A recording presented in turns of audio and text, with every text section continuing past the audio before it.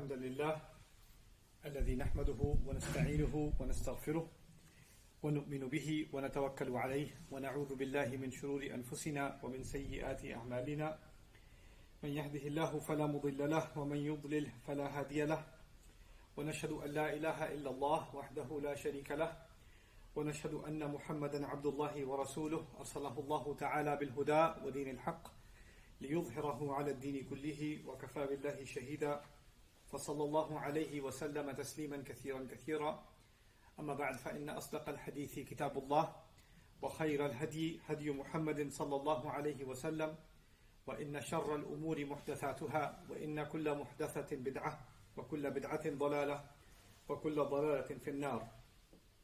قال الله عز وجل في كتابه الكريم بعد أن أقول أعوذ بالله من الشيطان الرجيم ولا تصعر خدك للناس ولا تمشي في الأرض مرحا إن الله لا يحب كل مختال فخور.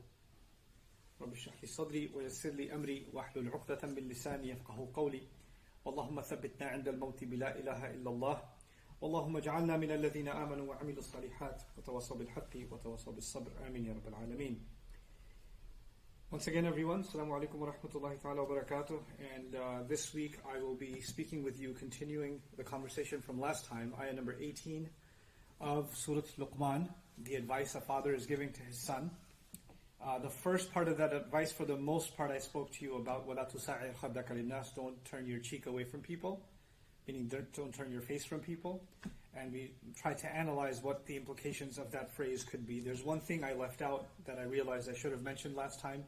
So I'll start with that and we'll pick up on the remainder of that ayah and hopefully cover that today. So turning away from someone,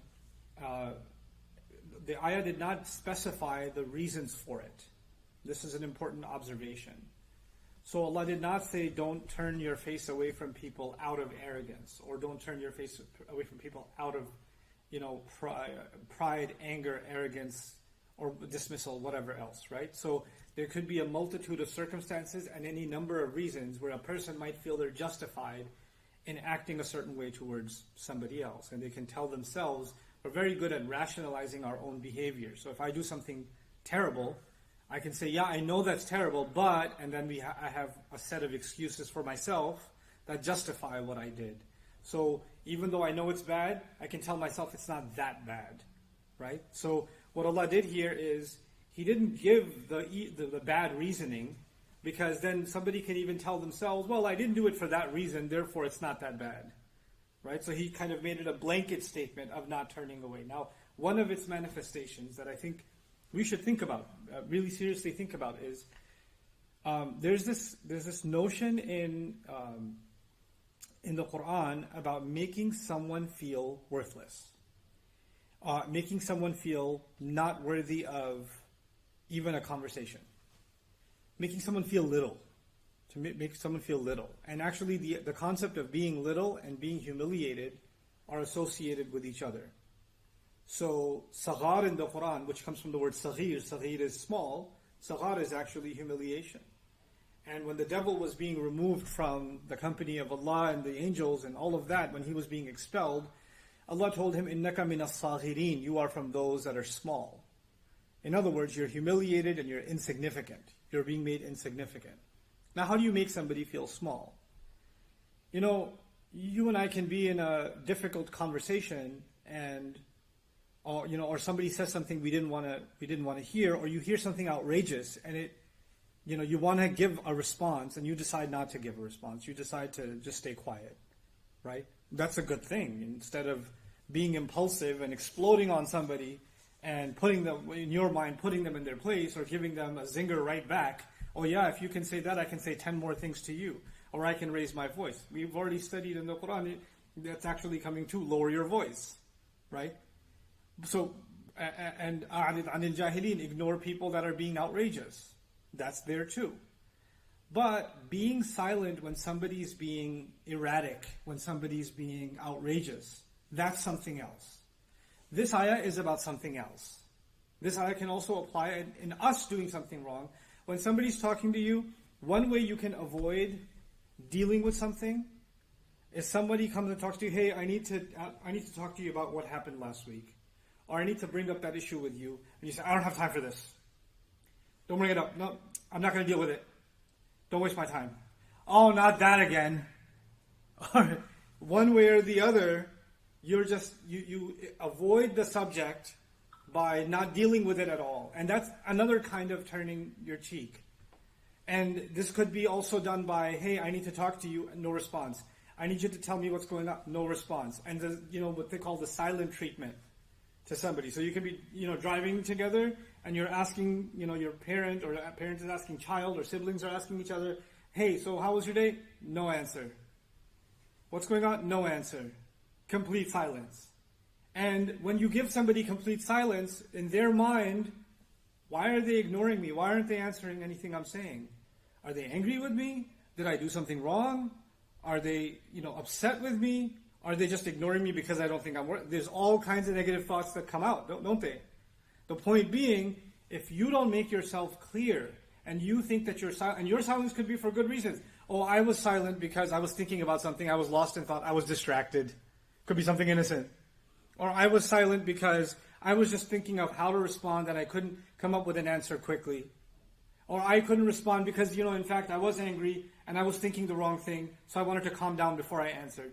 You can do that later, but in the moment when you ignore somebody and not respond to them, it's better for you and I to be straightforward in our speech and say, hey, I can't respond right now, I'm not feeling okay. Or I don't think my response is going to be healthy at this moment, but we can talk about this a little later.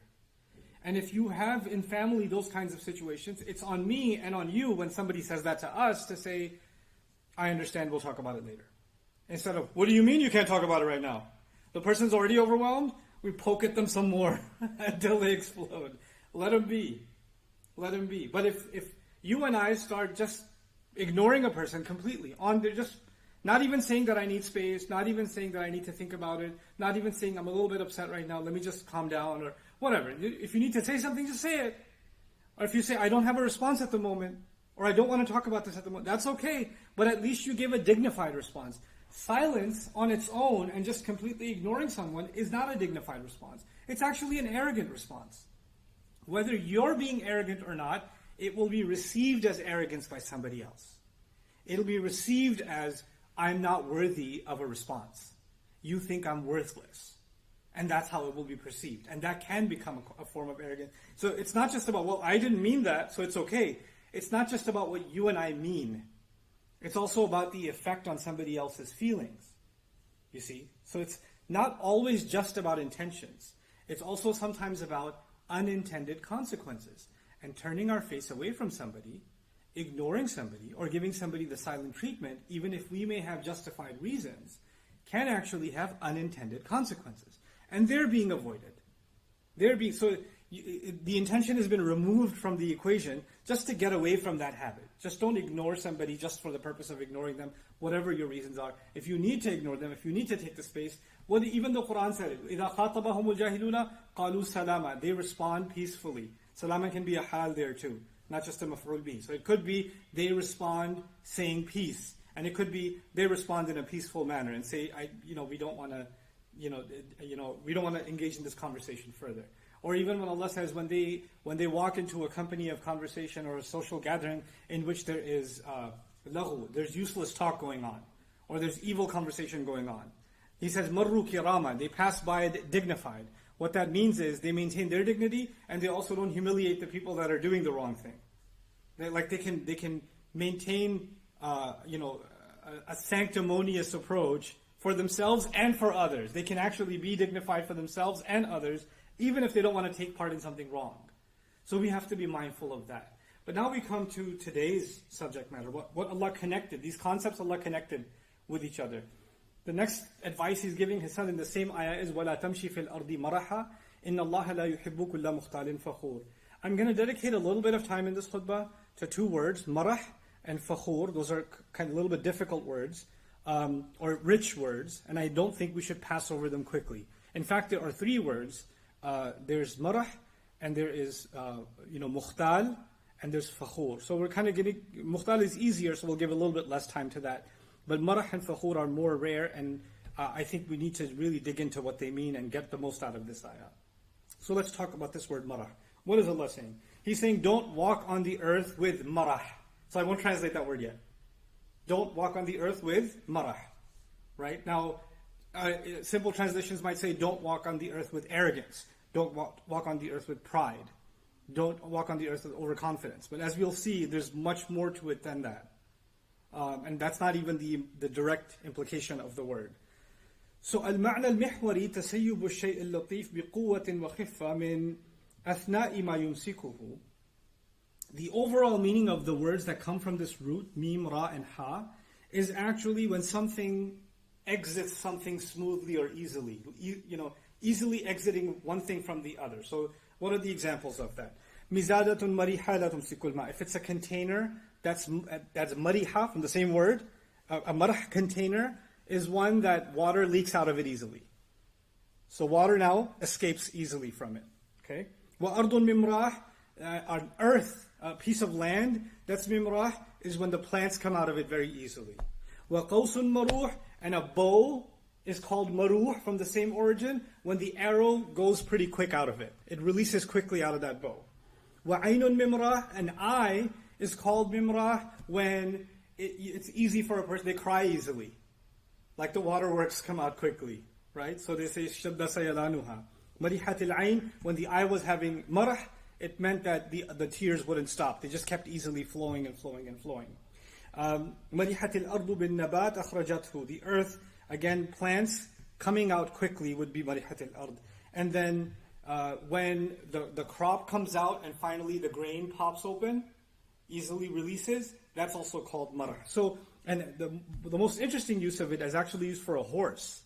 So they say, farasun maruh. They say for a horse that is maruh, is that when it's grazing, like it's so hungry and hyperactive that it's grabbing some grass from here, leaves from there, and running around like crazy because it's so hungry that it's erratic. You can think of it as a person being maruh when they're at a dinner table at iftar time, right? And they've been holding back, and as soon as iftar happens, they're like grabbing stuff, right? They're being maruh. Like, it's almost like they're quickly releasing their hands and grabbing at whatever they can. So the overall meaning of this word actually is to be impulsive, and to be very quick to act, to be very quick to do something, to have no sense of direction. So even that horse is described, يجري ويقفز ويضطرب هنا وهناك لا يقر ولا يسكن لما أحسه من شبع وقوة ونشاط. That the horse that is disturbed, it's moving around, it's not sitting still, it's very jittery because it's feeling hungry. When the father is telling his son, don't walk on the earth with marah, he's saying, don't go hanging out, or don't go outside engaging the world, because there's times where you're home, right? And then there's times you go out. You go out for work, you go out to hang out with friends, you go out to get food, whatever it is. Don't leave the home, don't go anywhere and be impulsive. Oh, I want to do this. Oh, I want to do this. I don't want to do this. I don't want to do this. And you have no purpose in what you're doing. You're just jumping from one thing to the next, to the next, to the next. A crazy example of that is sometimes there are different cultures in the world, right? So people come from very conservative societies to America. So somebody may have been raised in a very religious or a very traditional, village, and they may not even be Muslim. They may even be, Hindu or Christian or whatever, but very cultural, conservative background. Or think of a Muslim family and somebody who's raised in this joint family system, and there's a lot of respect for elders, and you watch your speech, and you watch the way you walk, and you watch the way you dress, and the way you sit, and the way you eat, and then they land in America, and they're a student, and they have a student visa, and they're going to the university, and the university has, parties on the weekend, and they've got fraternities, and they've got, hangouts, and the other students in the dorms are doing drugs, and everybody's got a relationship of one kind or the other, and all kinds of stuff. They're just bombarded with this stuff. And somebody can take those values that they were holding on to, but like that bow that releases the arrow without effort, they just let go of all of those values, and they got exposed to a new world. And they become marah. And this is a very powerful bit of advice, because we have kids, for example, we want to raise them in an Islamic environment, in a protected, sheltered environment. So whether you live in America, Australia, Lahore, Dhaka, it doesn't matter where you live. You want to protect your kids, and you want to make sure that they receive positive reinforcement about this is good for you, this is bad for you. Hey, what are you watching? Hey, where are you going online? Hey, let me see that. Who are you on the phone with? We're checking what they do. It's natural. Right? So we're trying to create a sheltered environment for them wherever we may be. But you know what? This father realizes they're not going to stay home. These birds are going to fly off the nest. They're going to go outside. And when they go outside, all the things I protected them from, all the things that I didn't want them to just spill into, all the things I didn't want them to be exposed to, they're going to get hit with all of it all at the same time. They're just going to get sensory overload. There's going to be so much access to so much wrongdoing, and I'm not going to have any control over it. And he's saying, in those moments, because now you have the ability, you have the appetite, you have the curiosity, you have the ability, you have the perception of freedom, right? And then, especially in that moment when somebody tries to give you good advice, you can turn your cheek. You can just, I don't want to hear this, right? So in that moment, you can become impulsive and not think twice about how you're violating others and yourself. And that is a form of arrogance. So by extension, it becomes arrogance. By extension. Because arrogance is a lack of consideration for anybody else but yourself. وَلَا تَمْشِي فِي الْأَرْضِ مَرَحًا. The word marah here, Hassan Jabal added an insight of his own, and I really liked his insight in his lexicon. He said, التسيب من القيم والضوابط عدم الالتزام بها عند وجود القوة والنعمة. He said this is when someone slips out, like the plant slips out of the earth, like the arrow slips out of the bow, like the water slips out of the container, right? Is when a person slips out of their value system. Is when someone leaks, they lose themselves. And the values that were holding them and containing them, they no longer commit themselves to them. It becomes too easy for them to let them go. It's too easy for them to let them go. And when does it let them go? He says, عند وجود القوة والنعمة. The moment they find power and blessings. What he means by that is when you're independent and you can do it, who's going to stop me? That's power. Blessings means you got money, you got strength, Allah has blessed you with the ability for transportation, your appearance, whatever it may be. Now you've got these blessings, now I can do what I want with them. The father is telling his son, listen, you are going to feel powerful, capable of doing whatever you feel like, whatever impulse comes to you. And that's going to be a trial that you have. But it's interesting that he put these two seemingly unrelated bits of advice next to each other. He said, first, don't scoff at people, and then don't be impulsive, basically. Right? What is the connection between these two? As we contemplate that, we could think about how when we become of age, we basically, the Urdu expression is par nikal aaye, right? A person, comes in their own, and they kind of, the Urdu expression means they've sprouted wings, meaning they act like I'm not a kid anymore. You can't tell me what to do, right? I'm not a baby anymore, dad or mom. So they've become their own person. And in that moment, when they become their own person, it is when they become extremely averse, extremely hostile to any kind of advice. And actually, it is a time when, because you're hostile to any kind of advice, you develop this shell around you, which is constantly putting others down or dismissing others. The modern way of doing that captures so many young people around the world that are coming into adulthood, is the word whatever. You whatever everything in the world. Anybody's giving you, whatever. And you don't have to say whatever. You can just say half the syllables and whatevs. Or you can just roll your eyes. Mm-hmm. Oh God, here we go again. Or you could just take a deep breath of disdain. Are you done yet? You could just say that with your face. Are you done giving your lecture yet? Can I just go live my life now? This is لا تصعر خدك للناس. You don't have to disrespect someone by raising your voice and getting angry. You could just dismiss someone and dishonor them. And now that you've dismissed them and you can't hear their voice anymore, their advice anymore, now you're left to your own devices. وَلَا تَمْشِي فِي الْأَرْضِ مَرَحًا. He's putting those two things together, perhaps because he understands that when a person stops listening to the advice of others, that's when they become impulsive. So having people in our life that can give us advice, that can give us the benefit of their wisdom, And keeping an open ear and an open heart towards them is an important part of life. And then وَلَا تَمْشِي فِي الْأَرْضِ مَرَحًا. You know, this isn't just even spiritual in nature. There are other experiences in life that apply to this. Because even Laqman radiallahu anhu said, لِلنَّاسِ, don't scoff away from people. Like I have non-Muslim friends who were into drugs, alcohol, crime, getting in trouble, you name it, right? And then later on in school, and they hated their teachers, but one teacher decides to give them advice and show them the ropes and say, hey, you're talented in this, maybe you can get a job in this. And that one teacher or that one positive influence, and the person turns their life around, right? Because they didn't turn away from that one teacher. This is لَا تُسَاعِدْ خَدَّكَ لِلنَّاسِ. And had they not had that person, they would have been impulsive and doing all kinds of things and ruining their future.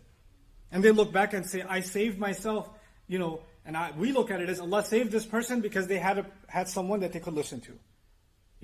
So this happens in the world, not just in the Muslim sense, but in humanity, this happens. So these are the two bits of advice that he starts off the ayah with. لَا تُسَاعِدْ خَدَّكَ لِلنَّاسِ وَلَا تَمْشِي فِي الْأَرْضِ مَرَحًا. Fine. But beyond that, he says, إِنَّ اللَّهَ لَا يُحِبُّ كُلَّ مُخْتَالٍ فَخُورٍ. He says, certainly Allah does not love anyone who is mukhtal and fakhur. These are the next two words. By the way, one last comment about probably in the next week we'll do mukhtal and fakhur together because I've taken enough time already. But one last comment about these two words. About the first two words. Well, the first two phrases were turning your face and also being marah. Right? Notice in the first of them, Allah mentioned people. لَا تُسَاعِدْ خَدَّكَ لِلنَّاسِ. So people are mentioned. And in the second one, it's not about people, it's all about you. Is وَلَا تَمْشِي فِي الْأَرْضِ مَرَحًا? There's no mention of people. Don't walk on the earth with marah, in a state of marah, and there's no mention of people. What's the benefit of knowing that? Allah is telling us a person is at the devil's disposal when they have cut themselves off from good people. The devil's whisper comes from this direction, that direction, that direction, and when there's no good people around you, then you are susceptible to this whisper, then that whisper, then that whisper. So the first thing is, don't isolate yourself from good people by dismissing them. That's the first step. And if you are doing that, then you are handing yourself over to the world of evil and negative thoughts that are inside you that can pull you in any direction whenever, especially when you go in the outside world. The strangers that you're going to meet, the people that are going to be in the marketplace, the people that are going to be in the university, on campus, the people that you're going to meet at school, the people that are going to be working with you, those are not necessarily people who care about your well-being. They don't care about your well-being.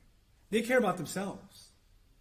But many of them will represent invitations to do something wrong. Right? So those people will have some allure to them, and you'll be drawn towards them, but they don't mean well for you. And you'd rather hang out with people that don't criticize you, so you don't want to be around anyone who keeps it real with you and tells it to you like it is. So people who tell you like it is, you just want to keep your distance from them. You've already, سَعَرْتَ خَدَّكَ لِلنَّاسِ. You've already turned your cheek away from them. Now you become وَلَا تَمْشِي فِي الْأَرْضِ مَرَحًا. Then that second bit of advice comes. So it's actually, doesn't matter what a social butterfly you are. It doesn't matter how many online friends you have, and how many people know you, and how popular you are, or you can make friends anywhere you go. Those kinds of people that are super outgoing and have friends everywhere, watch out, because sometimes their worst connections are the people closest to them. The people closest to them are the ones they dismiss the most, ignore the most. They're so nice outside, so horrible inside. And that's actually, that's a kind of fake life. That's a kind of fake set of connections. And that's actually what's going to be commented on in that last comment where Allah says, إِنَّ اللَّهَ لَا يُحِبُّ كُلَّ مُخْتَالٍ فَخُورٍ. So we'll wrap up that discussion, inshallah ta'ala, in next khutbah, because I certainly didn't want to rush through these phrases and these ayat, because I think they're of value, and it's something that we should really think about for ourselves, and the young people that are listening. I don't want myself or you to hear these words and say, man, I can think of somebody that this applies to 100%. Man, is he talking about, and then you're sharing it with your cousin saying, look, here's a khutbah about Bushra, our cousin. Or, look, I think this is about you. Somebody sends and you can use khutbahs for insults with each other. This is about you, I think. You should really listen to it. This is the height of the problem. Because this is you ironically, scoffing at people, turning your cheek away from people. As if the ayat are about them, a criticism of them, and they have nothing to do with me. I pray Allah allows me to look in the mirror, to find these faults in myself and address them, and I pray Allah allows all of you to look in the mirror and find those faults in yourselves and address them for yourselves. And I pray Allah protects our young generation from these kinds of character flaws and makes them a better example for the world than we could ever be.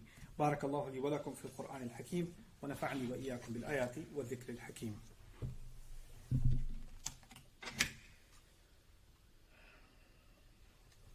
الحمد لله وكفى والصلاة والسلام على عباده الذين اصطفى خصوصا على أفضلهم وخاتم النبيين محمد الأمين وعلى آله وصحبه أجمعين. قال الله عز وجل في كتابه الكريم بعد أن أقول أعوذ بالله من الشيطان الرجيم إن الله وملائكته يصلون على النبي يا أيها الذين آمنوا صلوا عليه وسلموا تسليما. اللهم صل على محمد وعلى آل محمد كما صليت على إبراهيم وعلى آل إبراهيم في العالمين إنك حميد مجيد. اللهم بارك على محمد وعلى آل محمد كما باركت على إبراهيم وعلى آل إبراهيم في العالمين إنك حميد مجيد. عباد الله رحمكم الله اتقوا الله إن الله يأمر بالعدل والإحسان وإيتاء ذي القربى وينهى عن الفحشاء والمنكر ولذكر الله أكبر والله يعلم ما تصنعون. أقم الصلاة إن الصلاة كانت على المؤمنين كتابا موقوتا.